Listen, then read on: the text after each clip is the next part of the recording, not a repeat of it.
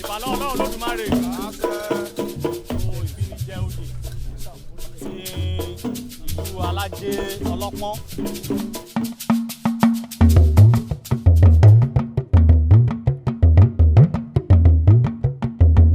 Ajagunmọ́lé aláwọ̀ ọ̀run ọmọ Olúbùnmi Àlàbí fèyí ṣọpẹ́ o. Yèyé àbíyè ó fèyí ṣọpẹ́ o. Ajẹ́ yèyé àbíyè ọlọ́pàá Ajégúnlẹ̀ lónìí o. Ajẹ́ yèyé àbíyè ọlọ́pàá lónìí o.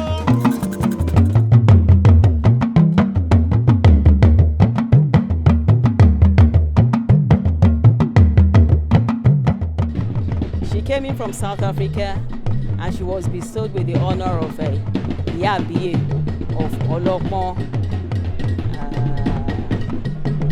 Alabi'S in Ilesha, Osun State. She is in the medical line. She's a consultant pediatrician in South Africa.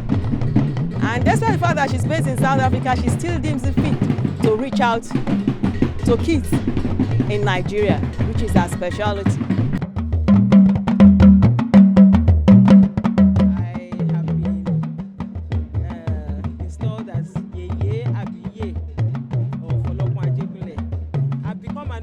Citizen of Olubunmi and we are looking forward to doing many more things together for the progress of maternal and child health in Olubunmi.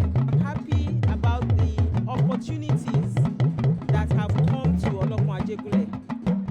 We are here to support the development of this town, which I will see in the next future to be a town where they will see our involvement in terms of development. We rejoice with her and we are happy that our daughter is honored in this manner. We pray that the honor she has received will continue to yield fruit and she will continue to do more things and be of service to society wherever she finds herself.